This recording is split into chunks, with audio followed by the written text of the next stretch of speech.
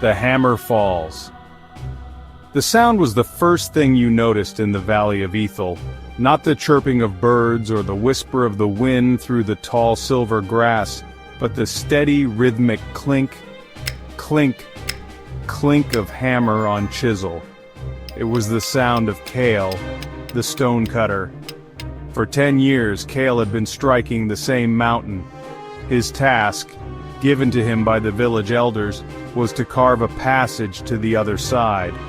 The other side held a legend, the Sunken Valley, a place of fertile soil and eternal spring, a salvation for their starving, drought-ridden village. But after a decade, the passage was only a shallow scar on the mountain's face. Cale's hands were calloused, his back was bent, and his hope was a dim ember. This hour, like the thousands before it, was filled with the dust of failure. Each strike felt meaningless, the mountain immovable, the task impossible. The motivation. The first hour of any great endeavor is often the hardest. You are faced with the sheer scale of the task. Remember Cale's first hour.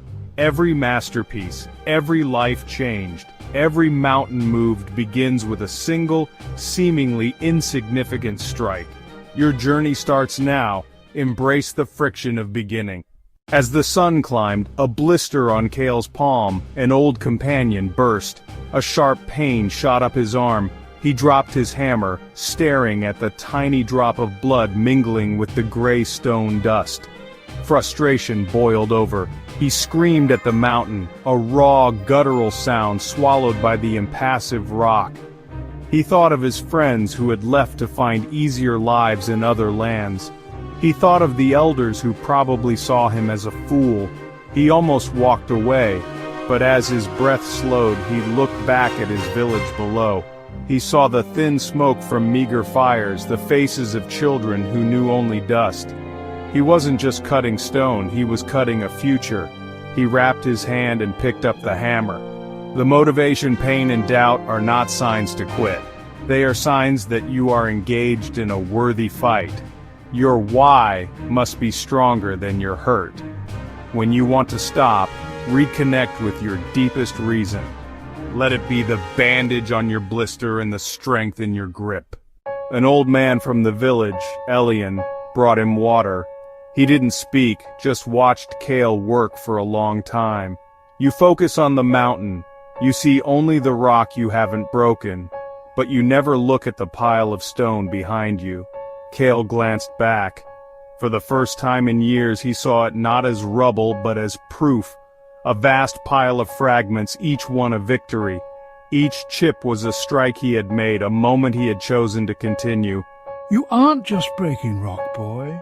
You are building a monument to your persistence. The mountain is your teacher, not your enemy. The motivation. Progress is often invisible when you're only looking ahead. Stop and turn around. Acknowledge how far you've come.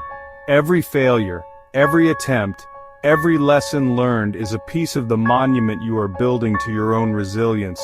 Your past efforts are the foundation of your future success.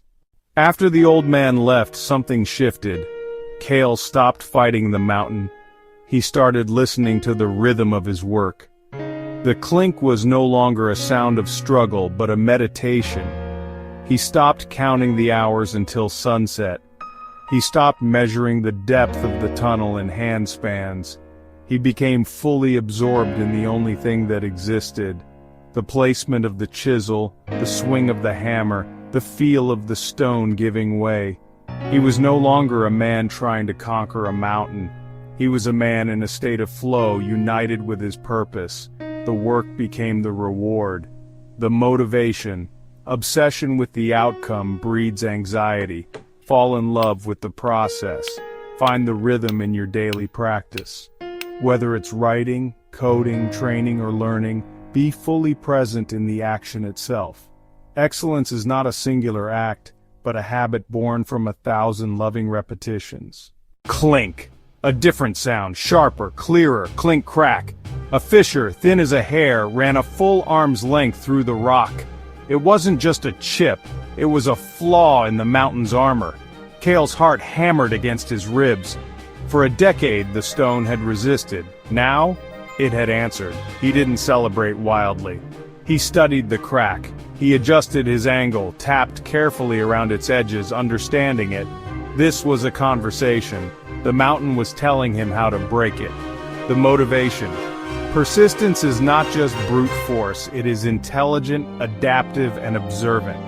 Pay attention to the feedback from your efforts. A small crack, a new idea, a sudden insight, a bit of luck you earn through consistency is a sign. Learn its language, adapt your strategy. This is how walls become doors. Black clouds rolled over the peak, wind howled, and rain fell in cold, driving sheets.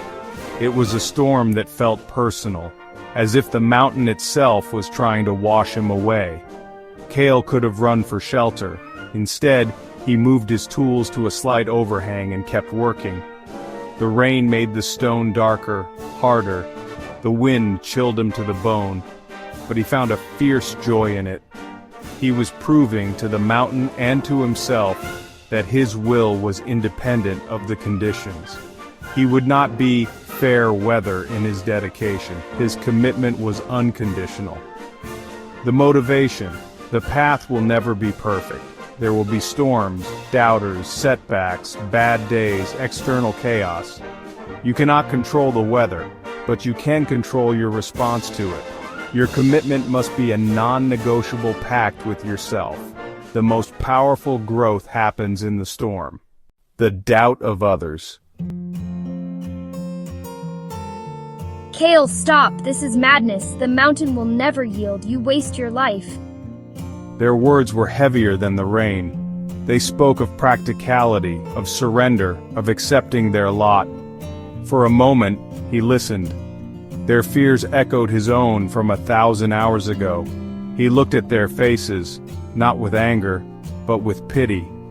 They saw the mountain as permanent. He had learned to see it as temporary. He simply turned back to his work, his clink, clink, clink, a more powerful rebuttal than any words.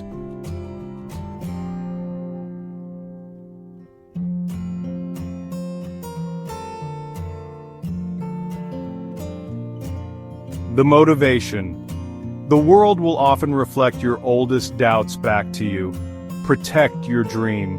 Do not expect cheers from the sidelines. Often you will walk alone. Let the skepticism of others become the fuel for your resolve. Your silent, unwavering action is the only answer they need to see. The inner demons alone again. The voices outside were replaced by the ones inside. You are a fool. You will die here unknown. This is all for nothing. This was the deepest battle. Not against rock, or rain, or ridicule, but against the shadow within. He felt the weight of 10 years, the exhaustion in his soul. He closed his eyes and remembered Elian's words. He saw the pile of rubble. He felt the rhythm in his hands. He focused on the crack in the rock. He had evidence of his progress. He trusted the process. He took a breath and silenced the demon with a single, decisive strike. The motivation. Your mind is your most powerful tool or your most destructive enemy. You must learn to dominate your own inner narrative. Arm yourself with the evidence of your past victories. Feed your courage. Starve your fear. The battle is won in the mind long before it is won in the world. The breakthrough. He was working on the crack, deepening it, following its path. The strikes were precise, practiced, powerful. Clink. A shard fell away. Clink. Another. Clink, crack, boom. A whole section of rock, larger than he was, collapsed inward. A rush of air, ancient and cool, flowed out from the darkness. It didn't smell of dust and stone. It smelled of damp earth and blooming flowers. A sliver of light, not from behind him but from ahead, pierced the darkness. He had done it. He was through. The motivation. Breakthrough is inevitable if you have the discipline to keep striking long enough. It often comes suddenly, after a long period of what felt like no progress. It is the direct result of every single strike that came before it. You don't get the breakthrough without the work. Stay faithful. The new valley. Kale didn't rush through. He stepped slowly into the light, his body aching, his eyes squinting. Before him lay the sunken valley. It was more beautiful than the legend. Waterfalls cascaded into crystal rivers. Fruit trees heavy with bounty grew wild. The air was warm and alive. But the greatest joy wasn't the valley itself. It was turning around and looking back through the tunnel he had carved. He could see his old village, tiny and dust-choked, far in the distance. He saw the path he had created. He hadn't just found a new world, he had built a bridge to it. He knew his work was not over, it was just beginning. Now he had to go back and lead his people through. The motivation. True success is never just for yourself. The mountain you climb, the tunnel you carve, the person you become in the process, it all becomes a path for others to follow. Your struggle has a purpose greater than your own comfort. Your victory is a testament to human potential, and your greatest duty is to turn back and help the next person find their way. The mountain is your excuse or your platform. Hammer is your doubt or your discipline. The choice forever and always is yours. Now go, strike your mountain.